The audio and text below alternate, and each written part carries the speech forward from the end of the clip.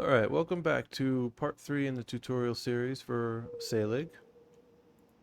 Today, this episode, we're going to go in a little bit more detail about business mechanics and things. I've purchased a few additional business type buildings along the side to kind of lay some things out. So last episode we talked about different ingredients needed for different products. For instance, if I wanted to tell my guys to produce gold charms, I would need both gold and gems, which can again be accessed here from the information panel. Click on this and it tells you what the ingredients are. Now, any business you run, you have the choice to rely on market conditions. So like if I needed gold, there's gold on the market. There's also gems on the market, so I could go buy those from the market and use those to create the product. So we'll go ahead and do that now. We'll send this cart over here and access the inventory. We'll get the gold and the gems, and then we'll tell this cart to go back to the building and offload. However, that's not a very sustainable way of doing things because the NPCs, they don't produce, in my opinion, they don't produce quite as quickly as I'd like to. So what we need to do, if they're not making enough stuff for you to build your product, is make our own. Let's go to buy new here. On this screen, or on this slider here, at the very bottom, you can buy buildings new. Now all these wood cutting huts exist here in this window because I totally wrecked the town of Norham. I bought all the buildings in the entire town and converted them into wood cutting huts just because I felt like it. But we do have here this mine out in the wilderness, so we can click on that from that window and we can go ahead and buy that. And we do have some workers already here. And again, it's very important, you want to go through the upgrade path for each building if you can afford it. Workspace upgrades are going to give you more space to build, or more space to hire new workers. Inventory upgrades are obviously going to give you more storage space inside the building. But this one is already maxed out, so I don't have to worry about that. And now that I have a mine, let's go ahead and max out our employees here. Someone who's already a miner, that's going to be good because they already have experience. And that's something else with people.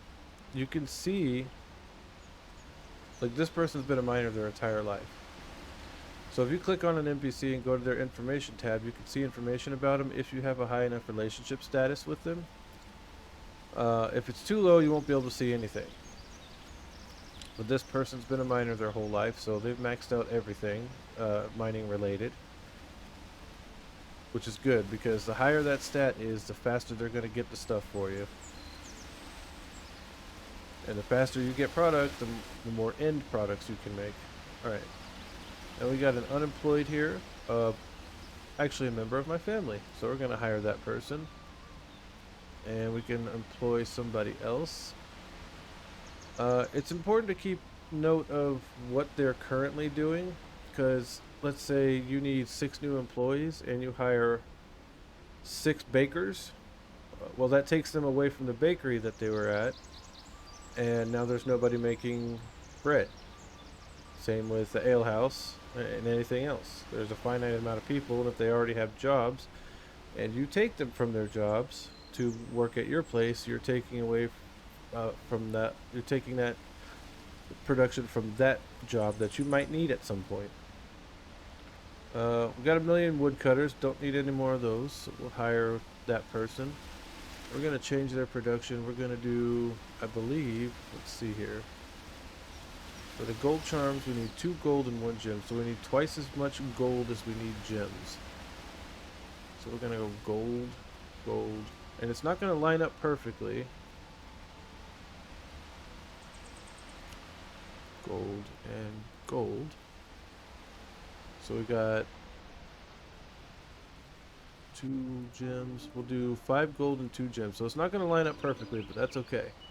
because you can sell your excess gems or gold, anything you have.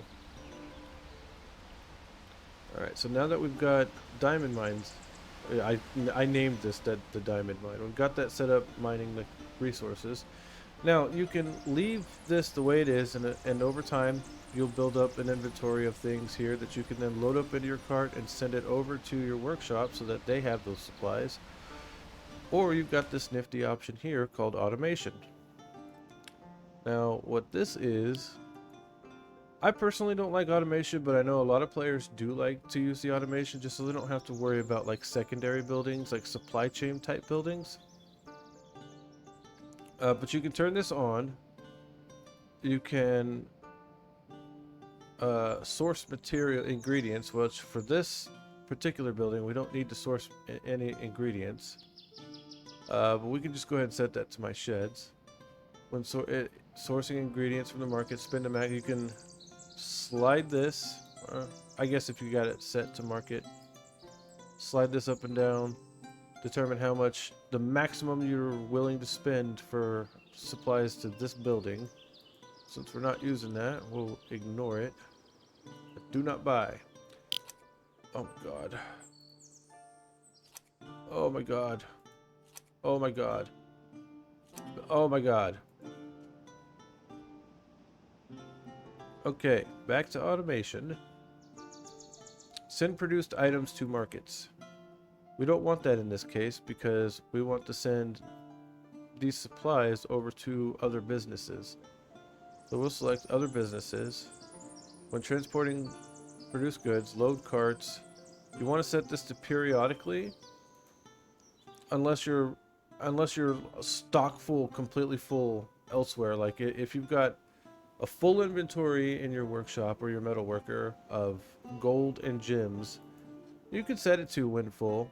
That way it'll only send the cart over there once it's completely full of the supplies. But I usually keep it on periodically if I do use this. And then we have, if my businesses don't need goods, send excess to. You can select either trading posts, markets, or sheds. Personally, at least with the mining stuff, I'll select sheds because I usually will have a supply shed that if I've got an overage of these products or these mines or these gems and stuff, I'll store the excess, and if it gets too full, I'll caravan or export them out to other maps, and I'm going to go over that here in just a moment too. So we can go ahead and set automation to on. Go ahead and leave that on. That way this guy is producing stuff, and we'll go ahead and set gold charms for each one of these. Alright, gold. Get a new worker in here. Nobody needs a teacher, right? Yeah, we don't need teachers. Alright, somebody's sick. Now, if one of your workers gets sick, depending on the sickness, they will either work slower than usual or they won't be able to work at all. And you can tell the status of their sickness if you click on them and see these options up here. So, mild illness requires rest, balm, or herbal tea. Mild illness, they'll usually show up to work very slowly and work very slowly. Now, if they get a severe illness or a plague, they have a pretty high chance of dying, and they usually won't show up for work that day. Now you can remedy some of the sickness with medicines, which you can get from the herbalist hut, which is another business that you can own, that you can buy or build. And something I haven't mentioned yet are empty plots. And the reason I haven't mentioned them is because that's something I'll have to go over with a brand new game. There are no empty plots. And what those are is exactly what they sound like, empty plots. You can buy them and then develop whatever building you want on them, be it a house or a business, depending on the plot size and plot type. But that'll be for another video. For now, on this one, we're going to continue with business mechanics, and I'm going to show you the basics of caravans.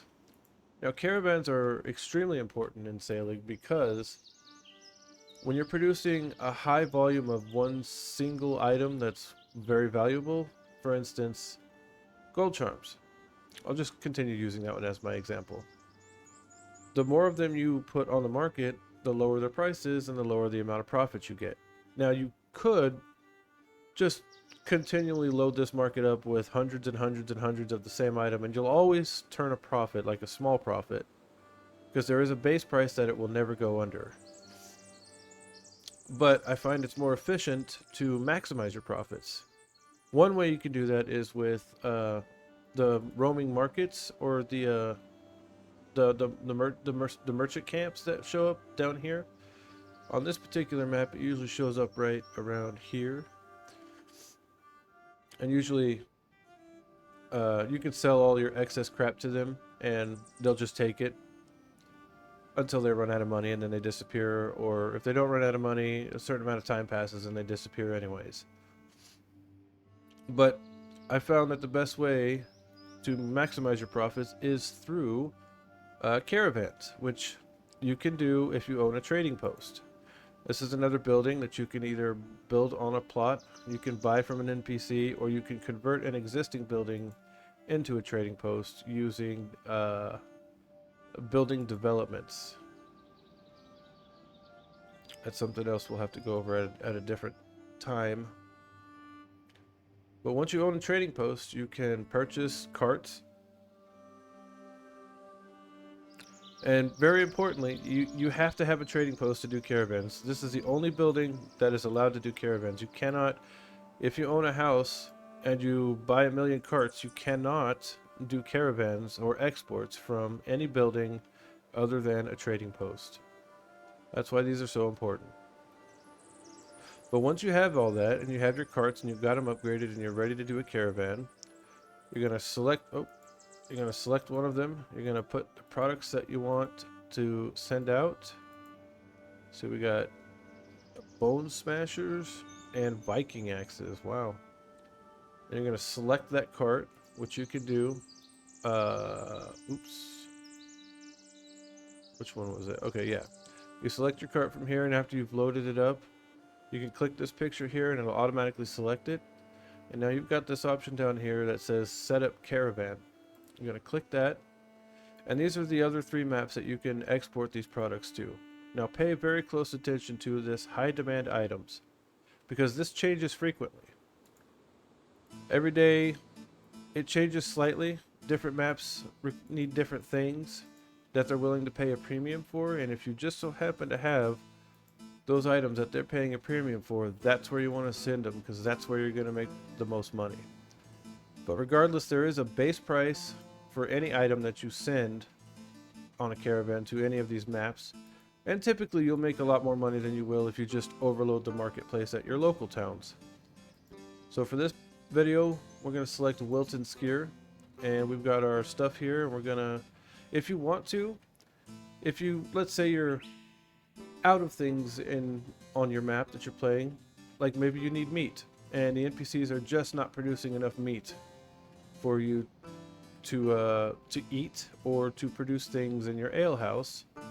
Well, you could set a budget. In this case, we've got a budget of 25,000 silver. You click the plus sign, you can select up to 3 things. Select meat, and let's do vegetables and fruits. Those are 3 very important ingredients for the ale house, and that's another business that I bought for this video. So now when you click send, your caravan is going to try and purchase these items from the other map, Wilton Skier, that we're sending it to. Actually, let's change that. 5 days. Wow.